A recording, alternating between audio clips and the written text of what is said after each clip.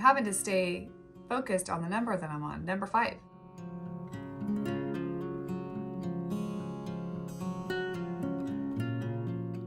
Today's video is something completely different. I feel like I'm stepping out of my comfort zone. I'm a little embarrassed to bring this video to you. I am probably going to see comments in the comment section. That's okay, but I just wanted to share something that I am working on and have been working on for probably the past couple months, maybe month and a half. And it has to do with homemaking and housekeeping. I have probably been the worst homemaker in the world. I'm going to tell you why, and I'm going to give you 12 areas in my life for the new year, for 2024, and how I'm going to take one item or area in my life at a time each month for the next year and focus on one of them for each month and really just try to grow and change and better myself. The Lord convicted me of how I was spending money, how I was managing my time, just other areas in my life. Smokey is in the windowsill and he did not want me to close the window to film. He likes to sit in the track so he can hear the birds and feel the breeze. I had to close it and I'm going to open it as soon as I'm finished here with this video. I am nervous to bring this to you, but maybe someone else is going through the same thing, maybe not. But this is just 12 areas that I'm going to take one at a time each month for 2024, and with the Lord's help, better myself and become a better housekeeper. These 12 areas are in no particular order except for the very last one, and you'll see why number 12 is number 12. Number 1 that I am really going to be working on in 2024, saying no without over-explaining myself. I have a very bad habit of over-explaining myself in lots of areas in my life, and it doesn't even have to be with having to tell someone no. If I'm talking about a home project, I have a tendency to just over-explain while I'm trying to share the details with my sister or my friend. Really, in particular, when I'm asked to do something, and I love helping. I feel like it's one of my love languages that I like to do for someone. I love to help, but sometimes I feel like as a mom or a housewife, my first focus is a housekeeper, a homemaker, and my first priority is Titus and the girls. Sometimes I feel like I can overextend myself, and then I feel stressed out, and then sometimes it bleeds over into the family, and that is not right. I don't feel like that's how God intended me to be, and here I am wanting to over-explain myself. I love to help people, don't get me wrong, but if I am asked to maybe do something or whatever it may be, to just simply say, you know, that doesn't work for me right now, or in this season of my life, I can't really do that. And then maybe tell them, this is what I can do. Will that work for you? Number 2, stop eating out. The sun is going in and out, so if the light changes, that is why, and I apologize. I'm gonna do my best not to over-explain myself through these next 12 steps. If I look like I'm struggling, it's probably because I'm trying not to over-explain myself. Stop eating out. I have always been the type of person, I don't truly love to just live in the kitchen. My sisters like to cook, they like to bake. I am not that person. I feel like I'm a good cook. I know that it's my job because that's what I am as a housekeeper and homemaker. But I would be the type too, I wouldn't plan properly, and then I'd be too tired because I overextended myself in this part of the day without planning properly. Then I would just be like, can we go out to eat, or can we order pizza? And Titus is so sweet, he's so easygoing, and he really isn't picky about eating. He does love to eat at home though. With the cost of everything going up with inflation, I have noticed our Taco Bell runs, we homeschool, sometimes midday or mid-school morning. Taco Bell is right down the road from us, literally like 2 minutes. So I'd be like, let's go to Taco Bell, get lunch, and come back and finish. Well, that run alone is $27 to $30. That $30 used to be like $15, $12 to go to Taco Bell, and now it's like $27 to $30. I was convicted on how much we eat out and how much we're spending. And Titus prefers to eat at home. So that's number 2 in my life for 2024, and I've already been working on that.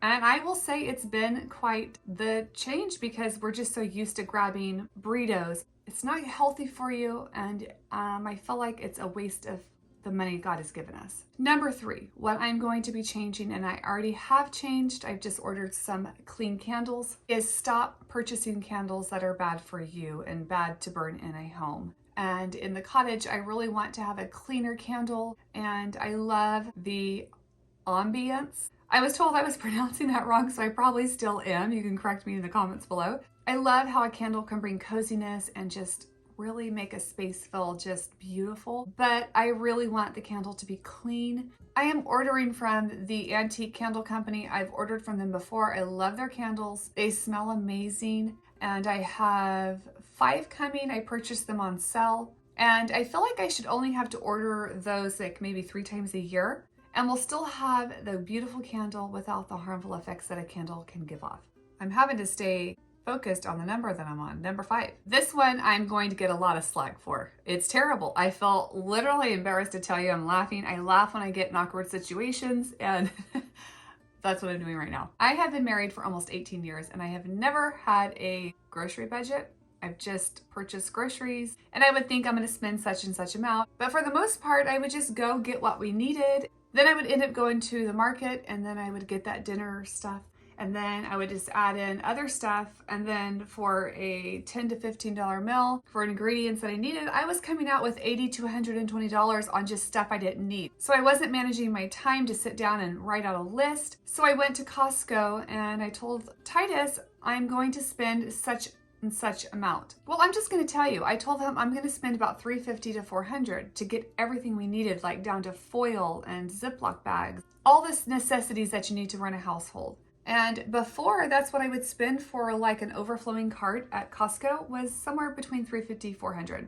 And I get up there, get all my stuff, and I get rung up and it's $776. So the Taco Bell run, the Costco run was like, this is ridiculous on how much everything has went up. Everything is just so expensive. I am doing my best to save money. As a homemaker, it's not that we can't do it. It's not that we don't have it, but I feel like just because I have money to do something and it's not financially hurting us per se, is it still wise of me on how I am spending my money? So that's just what I've been thinking and setting a realistic amount. I don't want us to eat cheap or chintzy just because I'm trying to save money. That one I was kind of embarrassed to tell you about. Number 6 is stop buying home decor that I really, truly don't need. Whether it's thrifted, if it's bought new. Here's what I want to ask myself. Is it something I'm going to love for the long haul? How expensive is it? And do I truly, truly need it? I have learned before I purchase something to sleep on it, think about it, pray about it. And usually I come out telling myself I really don't need it. I know there are some items that one is looking for that when you find it, you're like, okay, I found it, I'm gonna buy it. My English pine hutch is one of them. I love this hutch. It's probably my most favorite piece I have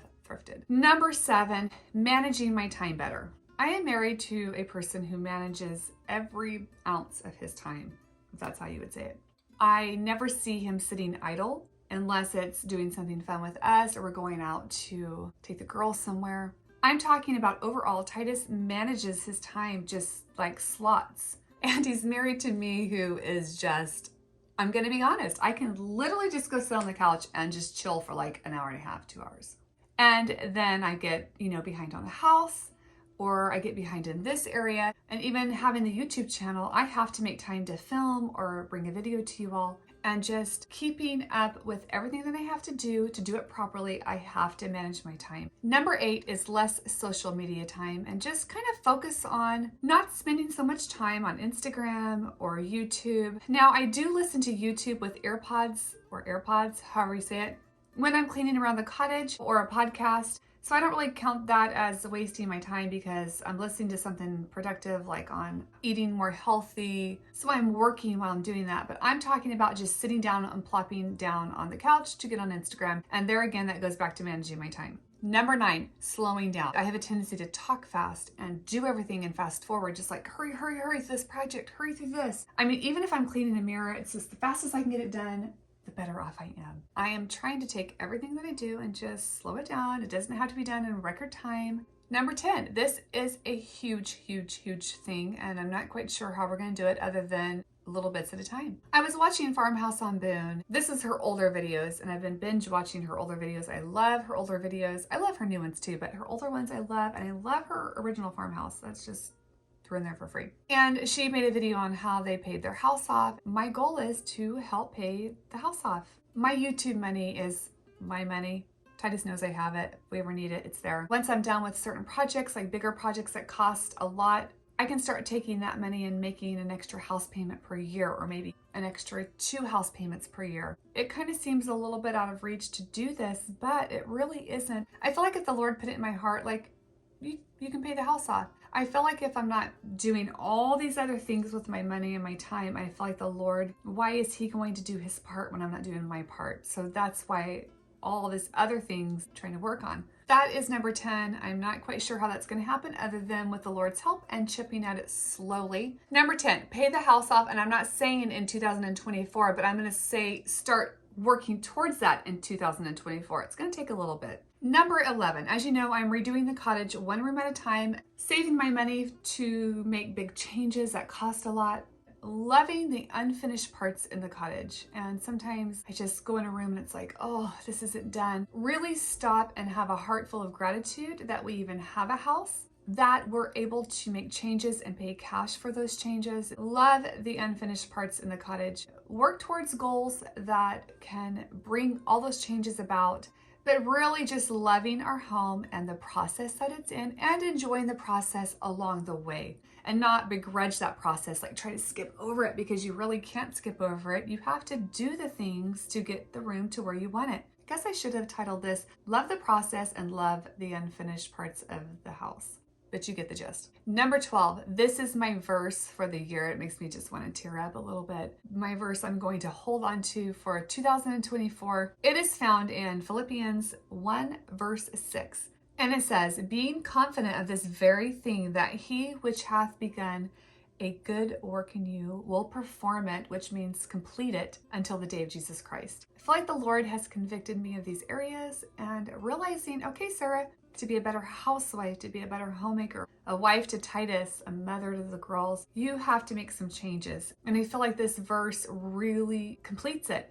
So the Lord convicts, I see the change that I need to make, and the Lord is going to finish that work through him and by me doing my part. This was a really hard video for me to bring to you because I feel like I'm being a little bit vulnerable. I hope you see my heart. I hope I explained everything well. I'm going to take one each month and just focus on that one thing each month, so I don't feel overwhelmed in trying to take all these 12 things and try to work it down. I'm just going to take one at a time, and by the end of 2024, with the Lord's help, I really feel like I can have a lot of changes, and then I will bring a video to you, Lord willing, at the end of 2024 and tell you how these 12 steps went. I'm going to get off here. I have half the cottage cleaned, and I need to go touch up some other areas. I want to say thank you for watching. I hope you enjoyed today's video. Comment below. Let me know what you think. Oh, do I dare say that? I love each and every one of you. Thank you so much for being here. I want to go into 2024 and be the best that I can be through the help of the Lord, and be a better homemaker and a better wife and mother. I hope you guys have a wonderful new year, and I will see you guys on the next video. Can Mama close yet? Thank you. You can have it open when Mom is done filming.